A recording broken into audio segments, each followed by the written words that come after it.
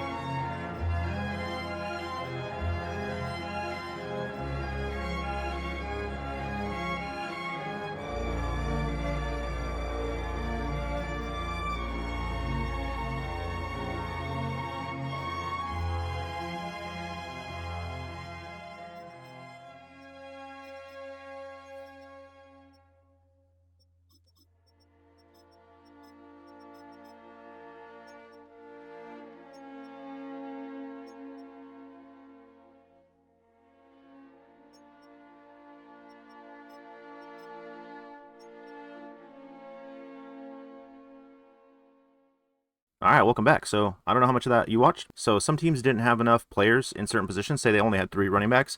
Well, you need at least 4 safeties, right?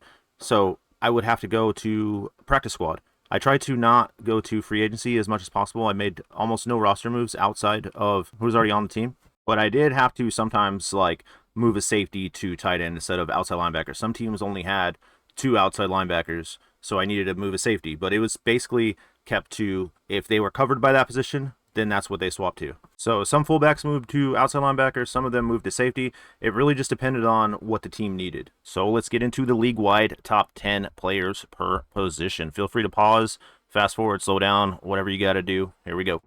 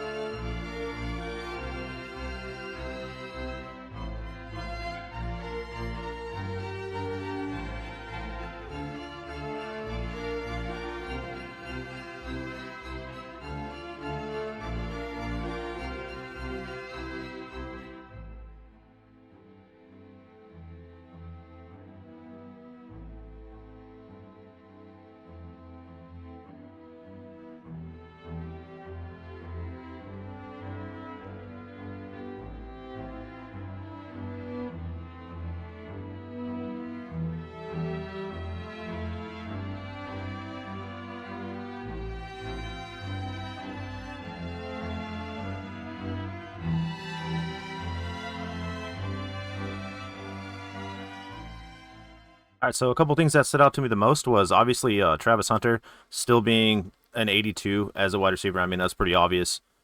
Came into the league as a dual position player, so it's no surprise that when he swapped from cornerback to wide receiver, he still stayed at high rating. Obviously, he's the highest rated player in the entire league. Another thing that stood out to me was the middle linebacker for the Falcons becoming a relatively decent quarterback for the sim. It's pretty obvious that he played quarterback at some point, probably was a college quarterback. I don't know too much about him. And then another one was the rookie running back Vaki, or however you say his name, from the Lions, becoming a 70 overall strong safety, being by far the best defensive player in the league. All right, I'm ready to get the sim over with. What do you guys think? What are your guys' predictions? You guys saw all the depth charts. You saw all the top players in the league. Who do you think is going to be the number one seed? Who do you think is going to do the best? Who do you think is going to do the worst? Let's hear it. Put in the comments if you want. If you don't, that's cool. Let's just see what happens. All right, let's go. All right, so if you've been paying attention, this shouldn't be any surprise to you. Falcons went 14-3. They're the number one seed. They have the best quarterback. They have the best cornerback. They have two of the best tight ends. Now, it looks like the Commanders missed the playoffs going 10-7. That's kind of crazy. All right, let's take a look at the final season awards. And no surprise, Caden Ellis is the MVP. We'll see what kind of stats these guys had right after this. It looks like Offensive Player of the Year for the AFC is Derek Stingley. And Defensive Player of the Year is DK, the rookie wide receiver for the Titans, who's now cornerback. And former safety turned running back Malachi Starks takes the Offensive Rookie of the Year for the AFC. And to no surprise, DK also wins the Defensive Rookie of the Year. Jamie Sherwood wins the best quarterback in the AFC. Best running back goes to Kalen Bullock of the Texans. And another award for Stingley is the best wide receiver in the AFC. Jeffrey Simmons wins best offensive lineman. And best defensive lineman goes to Austin Jackson of the Dolphins. The former fullback for the Ravens wins best linebacker. And it's pretty obvious who's going to win best DB. And on to the NFC, the offensive player of the year is Mike Hughes, the now wide receiver for the Falcons. Ty Felton of the Vikings wins defensive player of the year. Offensive rookie of the year goes to Siobhan Revell Jr. for the Cowboys. And defensive rookie of the year goes to Ty Felton. It's kind of crazy that on both sides of the conferences, the defensive rookie of the year and the defensive player of the year are both the same people. Caden Ellis obviously wins best quarterback. Best running back goes to Antoine Winfield Jr. Mike Hughes of the Falcons wins best wide receiver. Best offensive lineman goes to Derek Brown of the Panthers. And best defensive lineman goes to Cody Mock, whatever, however you say his name, of the Buccaneers. Best linebacker goes to Luke Schoonmaker of the Cowboys. And no surprises, Ty Felton wins another award. All right, let's get into the final player and team stats. One thing that you guys are going to notice right off the bat was the amount of interceptions that were thrown by these middle linebackers, and also the amount of tackles made and defensive touchdowns scored. Let me know what stood out to you guys the most, and if there's any players that you don't see on here that you want to see their stats for this season, just let me know, and I'll make a short out of it and tag you guys in it. And also, if there's any matchups that you guys want to see, I can make a video out of watching that game in broadcast mode, and we could just, watch it.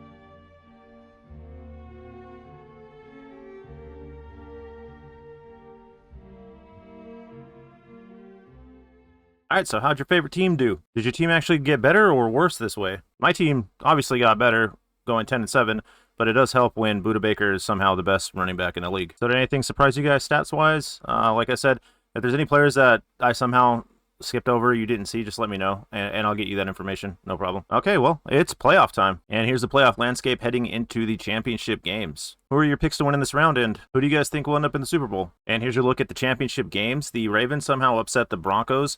Broncos had one of the best quarterbacks in the league, 1 and 2 seed on the NFC side. Is no surprise there. And here's the Super Bowl matchup. The number 1 seed Falcons are taking on the number 3 seed Ravens. The number 3 seed Ravens actually have Roquan Smith as their quarterback, and he's one of the worst in the league. So I'm really surprised that they've made it this far, honestly. And without further ado, we are going to watch the Super Bowl in broadcast mode. I'll chime back in at the end with some thoughts and give you a little outro. But yeah, let's enjoy this game. Like I'm telling you, I watched this game, and it's crazy. So I hope you guys enjoy. There's a lot of work leading up to this moment. If you guys could leave a like or subscribe, one of those two. I put a lot of effort to this video, literally like 40 hours into this video. So I hope it was worth it. Hope you guys enjoy this. Hope you guys enjoyed it so far. All right, let's get into the game. It has been 60 years since the Packers and Chiefs met down in Southern California in what would come to be known as the first Super Bowl. But now, at modern Levi Stadium in Santa Clara, we are counting down to Super Bowl 60, and we've got a great matchup in store. Tonight, it is all on the line. We play for the Lombardi Trophy, as it'll be the AFC champion Baltimore Ravens taking on the champions from the NFC, the Atlanta Falcons. Brandon Gaudin along with Charles Davis, and what a season it's been for our AFC champions. And this was a fight just to get to the Super Bowl. You got to figure that they are very battle-tested and ready. I agree with you 100% about that. You don't get there without having those types of attributes, and that's what you look for in a Super Bowl team. Character, confidence, these guys don't lack for either one of those. Now they're here. Now they're ready to win.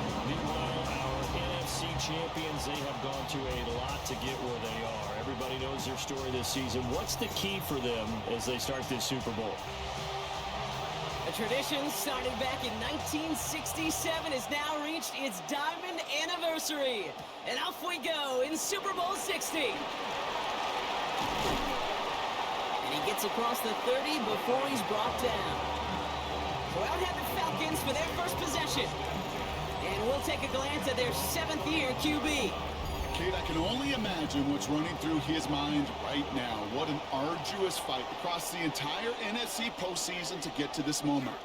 I think this is one of those moments you just go back in that backyard as a kid, you close your eyes, and you dreamed of when you were little, and you're living in it right now.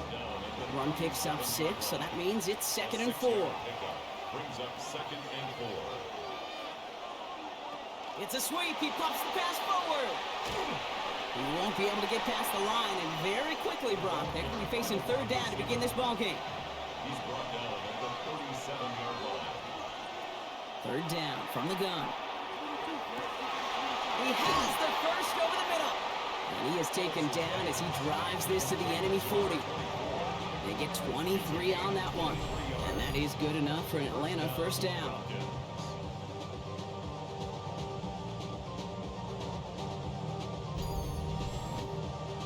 The numbers are pretty clear, Kate. You get explosive plays. Those explosive plays on drives lead to points. You can't ask for a better start offensively. They'll run here on 1st down. And they're going to stop him after he wiggles his way forward for 2. Following that little 2-yard run, it's 2nd and 8. Brings up 2nd and 8. Setting up to throw. Completed over the middle. He hangs on nicely through that hit. Nothing added to the catch, but they're down to the 28. All set now. 1st and 10. Give now to the running back. And his effort results in maybe 2 yards, but nothing more. I know that may look like a whole lot of nothing burger on the stat sheet, but those are the kind of plays, that inside run, that you see creative play action come off of later in the game. Back to throw. Complete out to the right. And they've got him down near the red zone at the 22. A 2-yard gain on the play. And it's 3rd From the gun on 3rd down. He's got the first down grab and still going. And they'll advance this down to the 5-yard line. They'll have 1st and goal to go now after they gained 18 on the previous play. You know, Kate, you'll find teams go to this crossing route concept sometimes a dozen times a game. A lot of times it's for shorter yardage, but sometimes things break in the right coverage for a much bigger impact play, just like that. So some defensive initiative in that goal to go, Brock. They take him down behind the line. 2nd and goal coming up. Brings up 2nd and goal at the Ravens' 6-yard line. Working now from the gun. And they take this in for the score. The Falcons finish up an excellent opening series.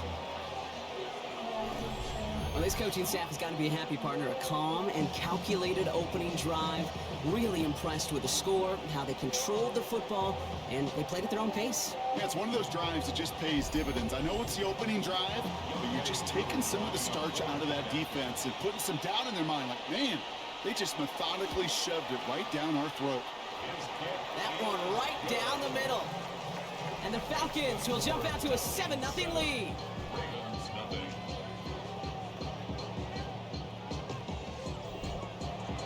Out to kick it away, here's Pinion. On the return, here comes Justice Hill. Finds some space, he's past the 30. They're going to bring him down as he gets it to the 33. So the Ravens offense taking over for the first time here. And in his 8th season as a QB, he's the one to lead them out. Well, here he is, Kate, in the role that I and so many other quarterbacks dreamed of being in during our careers, leading the AFC champions out on a Super Bowl Sunday. The journey, it's only become more difficult every step along the way, from the regular season through each run of the playoffs. And it's prepared him for the moment he's walking in right now.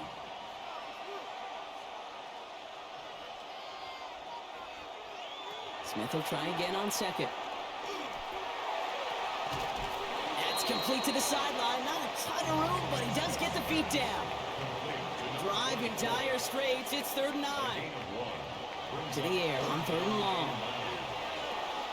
Complete beyond the marker. Breaks the tackle. He's got space ahead. Keeps it moving. He does it. Touchdown, Baltimore. The Ravens finish off their opening drive. Well, Brock, it speaks to the constant threats that these slant routes pose, that we aren't all too surprised when one of them breaks for something much bigger than its design, right? And it ends just like it did in a touchdown. Yeah, Kate, that's exactly right. And the great quarterback coaches, they demand of their QBs to put it right on the money. Because when you hit that exact spot, when you don't slow your receiver down and he can catch and run, especially with the elite athletes at that position in this league, big plays follow. Luke tacks on the extra points. And the Ravens start off well to tie things 7-7.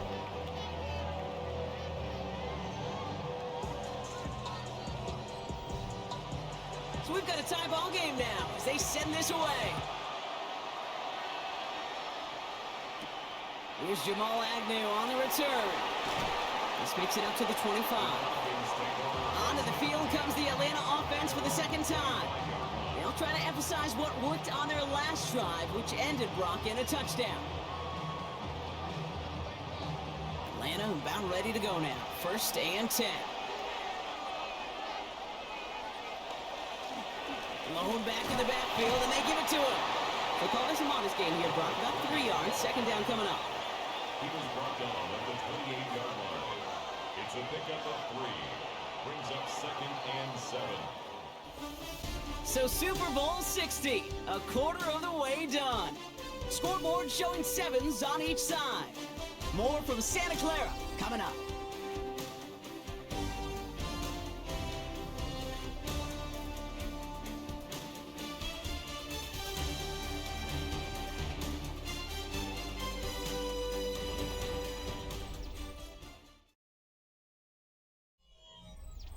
Enough waiting, we're back, and it's time to resume play here in Super Bowl 60 from Santa Clara.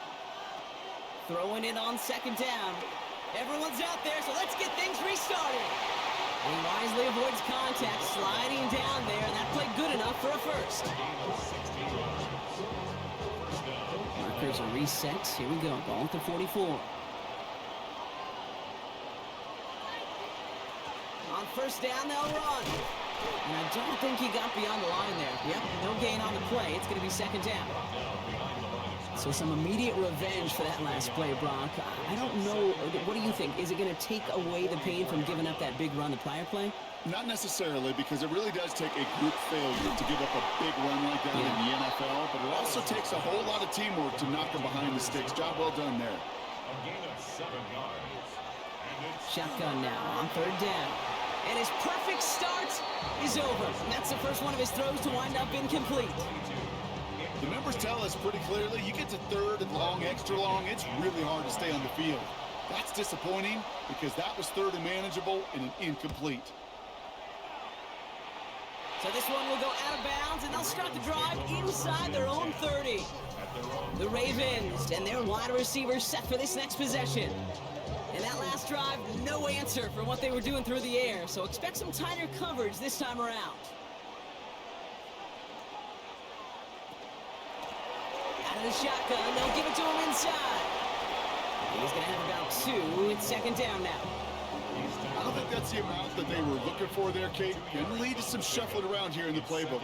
Find a more aggressive call on second. Shotgun snap to Smith. He completes it in traffic. And he's tackled with the first down yardage. A gain of 9 yards. That's good for a Baltimore first down. Out of the gun, they'll give it to him inside. And this will be stopped after a nice 6-yard pickup there on first down. At the 47-yard line. It's a pickup of 6. Brings up second and 4. Back-to-back carries here. Defender gets to him right around the line. It's going to be marked as no gain. So, Brock, that means third down coming up. Okay, that's a run that's ho-hum on the stat sheet, but if you see a bigger play on the ground later on, it'll largely be because of a play just like that one, softening up the front and opening the door for a bigger gap in the future. Has him on the quick hitter. And he'll have it down to the 44-yard line. Call it 7 yards on the play, and that's enough for the first down. And the Baltimore first down. First and 10. And we are still waiting for the scoring for anybody really to get going as we've hit our 2-minute warning. More from Super Bowl 60 and Santa Clara in just a moment. First down, Smith to throw. Caught by his fullback behind the line. And they're on him to send him out right before he gets to that 30-yard line. We've set it downs for him from the 31. 15 yards. That's another Baltimore. A play fake, now Smith to throw. Complete out to the right side. And he's tackled for a short gain. They'll come to the line here, 2nd and 9. Dive play straight ahead.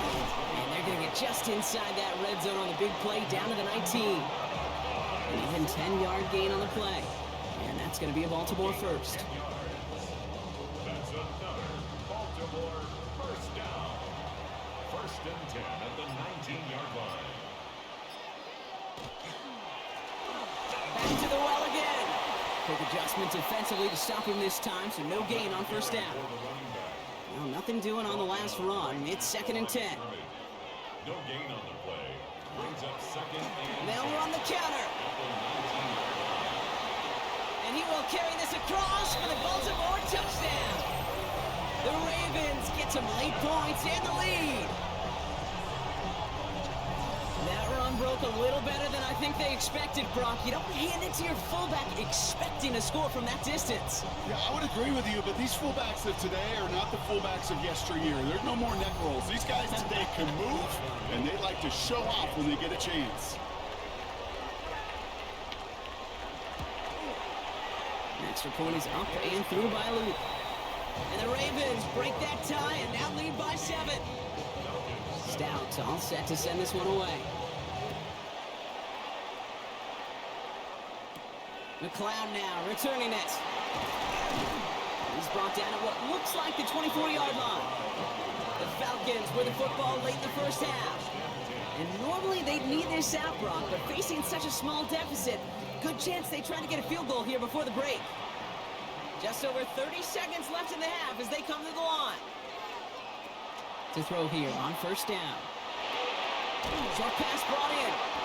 And he'll go down after fighting his way to the 32. The Falcons spend the first of their 3 timeouts. Brings up 2nd and 3 at the 32-yard Trying line. to throw this from the gun. It's complete over the middle. And he's downed after getting this up to the 41. So a new set of downs. Here we go. 1st and 10. A gain of 9 yards. First down, Falcons. Here's a throw. And this one falls incomplete. Still 17 seconds left to play. Second down, still 10 to go after that incomplete pass. Second and 10. Hits him on the out route. And the tackle's made just beyond midfield at the 48. We'll keep this drive moving, partner. Here's another 1st and 10. They are throwing it again. Throwing the out route complete. And he goes down a little short of the 40. A 58-yard attempt. And that one is not where he needed it to be. It is off and no good. And the deficit stays at 7. He was hitting from that distance pregame. Heck, we were on the field watching it, and they were confident he could do so again. Just did not work out this time around.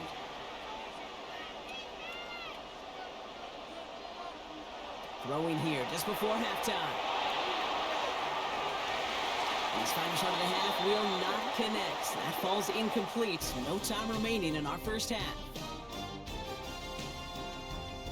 All right, Kate, thanks very much. Welcome in, everyone, to the Orlando studios. Scott Hansen with you for a quick halftime report. We'll let both sides catch their breath and get their orange wedges as we're going to get ready for the third quarter action.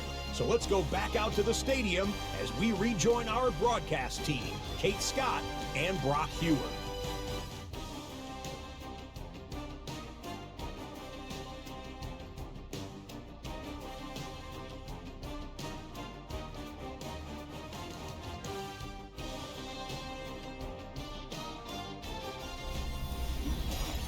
Thanks for that update, Scotch. Welcome back, everyone, for the third quarter. Got a one-touchdown game here as we get you back down to the field. Hill now to return it. And he's brought down just beyond that 25-yard line. Here comes the Baltimore offense to begin quarter number 3. And they take the field in good but not great shape, Brock. They've got that lead, but no doubt they'd love to see it grow. Yeah, just having the lead does take some pressure off. It doesn't change the sense of urgency. It's always on tilt in the NFL. It should allow them to operate a little more freely. And they're all the way across midfield before he's brought down. It's a 24-yard gash, and it gives them the first down. One play in, Brock, and his drive is already into enemy territory. On first down, here's Smith. Lasers this one deep down the middle. A lot of guys there, and it's intercepted.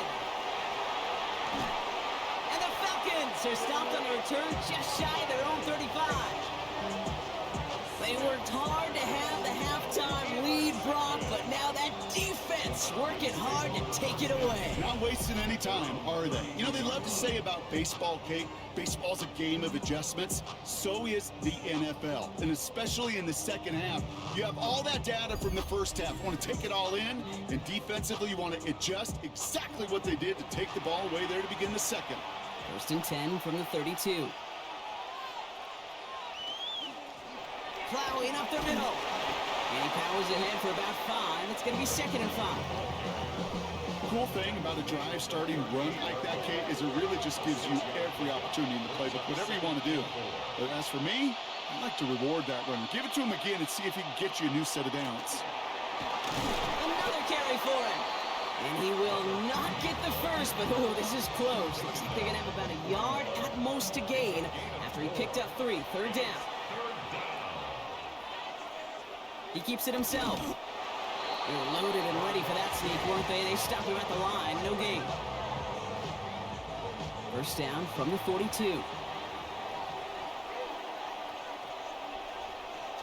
Throwing now off the play action. Dumps it off to his running back. And not much doing. He stopped quickly. Dude, I don't know why every once in a while I'll get these little flashbacks, but a little play like that just flashes me back to the preseason, my first preseason. But one of the veteran QBs said, hey, Brock, whatever you do, just find completions. You will never go broke taking a profit. Go get a completion. They're at a premium in this league. Caught along the left sideline, but he did not get both feet in. That's incomplete. Brings up third down. So after that prior incompletion, it's third down. Here he goes, third and long. Ravens get him. Down he goes.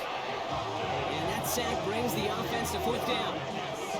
Flat out a tremendous call. Perfect timing to blitz the corner, and the result proves it. There was barely time for the QB to set himself up to throw, let alone look downfield for a target before he was absolutely decked by somebody who I think enjoyed that chance to rush the passer.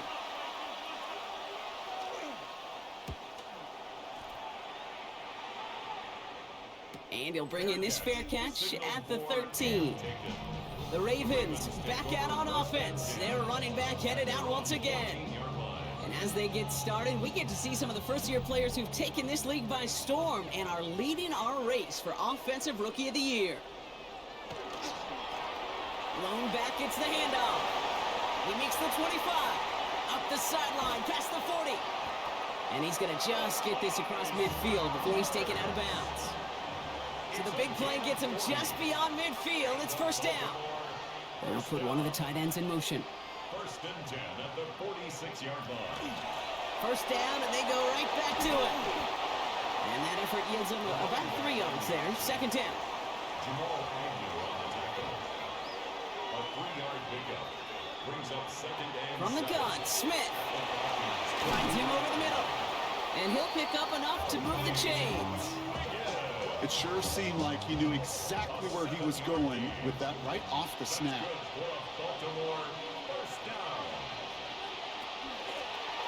Lone back in the backfield, and he gets the handoff. And they're going to be set up just outside that red zone. It's a pickup of 14 yards as the chains reset. Coming to the line for another first and 10. Baltimore, first down. First and 10 at the 22-yard line.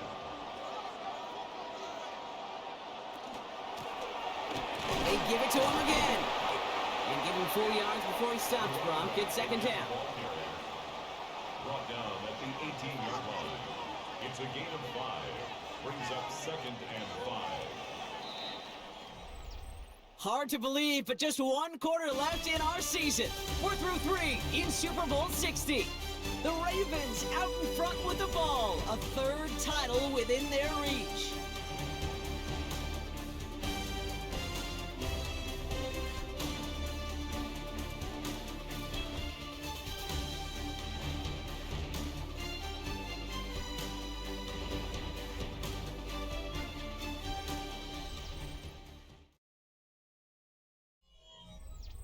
Halfway to the marker, it's second and 5.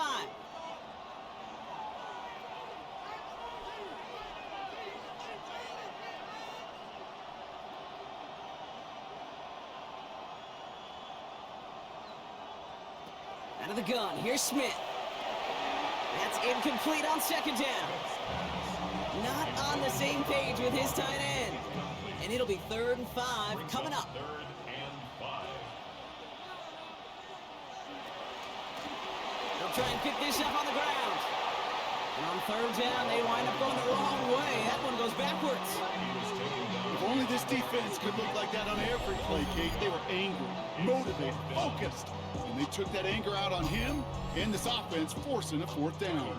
Here's Tyler Loop in a high-pressure spot. It's a 36-yard look for him. Loop knocks it through. And that'll push it to double digits in a 2-possession game. It doesn't take a math major, Kate, to realize how important that field goal was. It's now a 2-score game really late and puts them in the driver's seat to go and finish this thing with the win. Here's Agnew on the return. And in the end, he's able to get it to about the 25-yard line before he's hauled down. The Falcons Falcons ready for their next possession. And as they get set, partner, gotta imagine they're bringing some urgency with them to the field this drive, too. Yeah, I think you and I both know in calling these NFL games, that sense of urgency can be replaced by full-blown panic in a hurry. So find a way to possess the ball and, more importantly, score some points. We've set it downs from 37. Design quarterback run here. That one stopped right at the line for no gain. This is going to be second down. It may not show up as much on the old stat sheet, just a short little QB run, but what that does, Kate, is so important. Keeps that defense honest, and in particular, those defense linemen, those cleats in the ground, they're not just coming after you in the pocket. Now they've got to think about you as a runner as well. And they're going to bring him down just a moment before he's able to break it across midfield.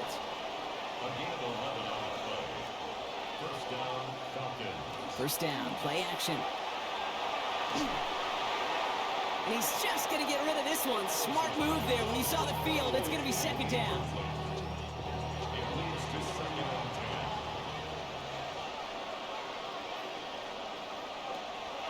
Pass play coming here. He'll dump this one off to his running back, complete. And he's brought down right in the neighborhood of that 40-yard line. A gain of 13 yards. And the Falcon first down. Throwing it again here. Completed over the middle. And they take him down right along the 30. Offense to the line fast. A gain of 9 brings up second and 1. And the Ravens Sticking to the air here. Complete over the middle. And that short gain is enough for a new set of downs. for 0. A gain of 4 yards. First down, Atlanta. From the gun, they're going to hand it off. He's going to take this down to the 11-yard line. Moving quickly, trying to get set again. At the 11-yard line. A gain of 15. First down, Falcons. From the red zone now. He brings it in. And that play is brought to a halt. They're going to say at the 5-yard line. It's a pickup of 6. Brings up second and 4 at the Ravens' 5-yard line.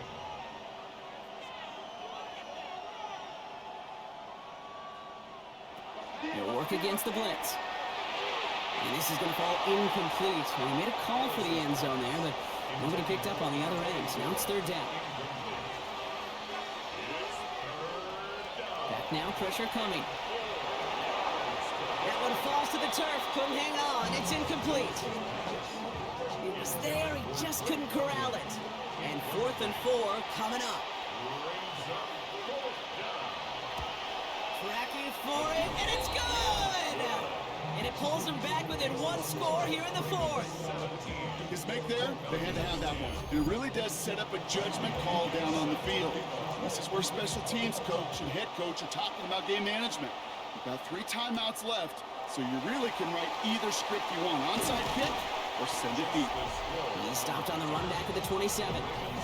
The Ravens returning their offense and this running back to the field. And their last drive did end in points. Not as many as they wanted, though. They had to settle for that field goal despite advancing the football pretty well. From the gun, here's a handoff. And he manages 6 yards to begin this one. We've got 2nd and 4. So a timeout comes in. It looks like the defense using its first stops this game as we get close to our 2-minute warning. Second and 3. Last run got him 7. Here comes 2nd and 3.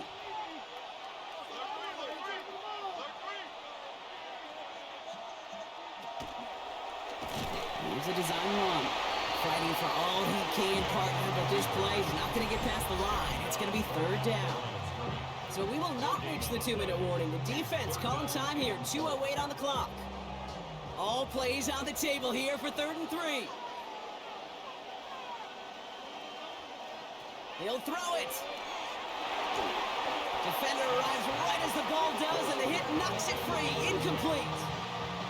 Working across the middle, Brock, it is tough for anybody to make plays through all that mess, even when you're the biggest and baddest pass catcher on the roster. But as a tight end, you're going to be disappointed because that's what you're paid to do. It's one thing for those undersized receivers you talk about. It's another one for these big tight ends. You are paid to make that catch through contact, and he couldn't do it. Falcons getting ready. Here comes 1st and 10.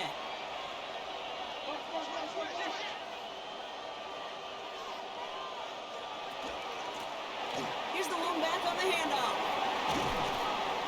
And they'll stop him here, but not before he gets out to the 47-yard line. They manage 22 on the rip and a first down.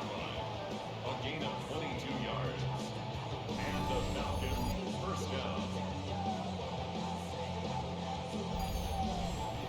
No frills, nothing fancy. That was just a good old offensive line dominated in the trenches. And that sprung him to get to the second level and beyond. Back to throw. Has him on the quick hitter. He takes it up and across midfield into Ravens territory. A gain of 5 brings up 2nd and 5 at the 49-yard line. Setting up to pass. Steps up and he's running with it. It's a gain of 11 there, and that picks up the first. Now the Falcons trying to get everyone up and set here. First down, Atlanta. Here he is to throw.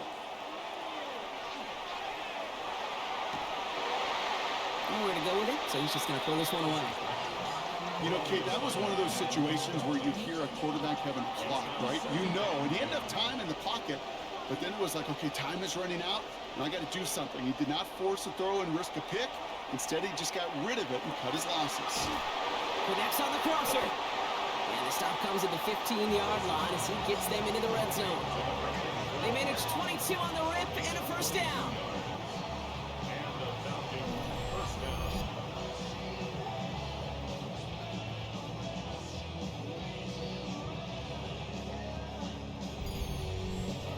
I don't care how good a secondary you are, how loaded you are with talent, when you've got time to allow a receiver to work from one side of the field all the way to the other versus zone coverage, well, you're going to make a defense pay.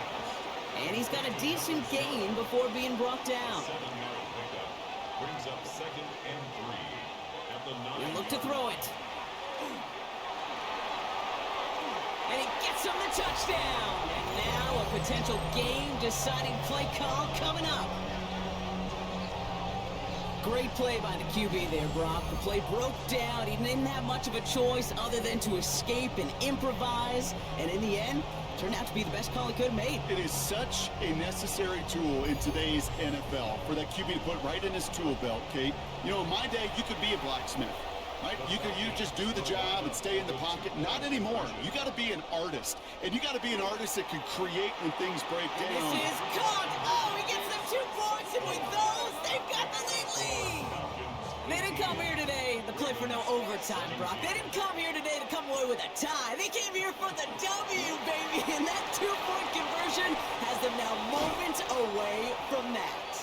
So many factors go into a big decision like that, Kate. You got to separate the emotion of it. You got to look at where your team is, and ultimately, who do you trust the most?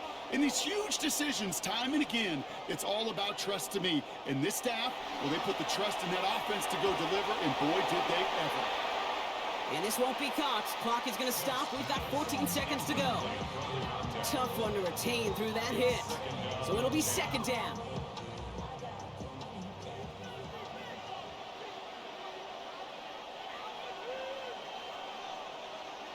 Back to the air. It's Smith. It isn't holding up. They're able to drop it. Falcons bringing out an extra defensive back for 3rd down. Here he is to throw. Trying to push deep downfield. And we all saw it. Flag came out just before that one fell incomplete. They may still get some big yards out of this one.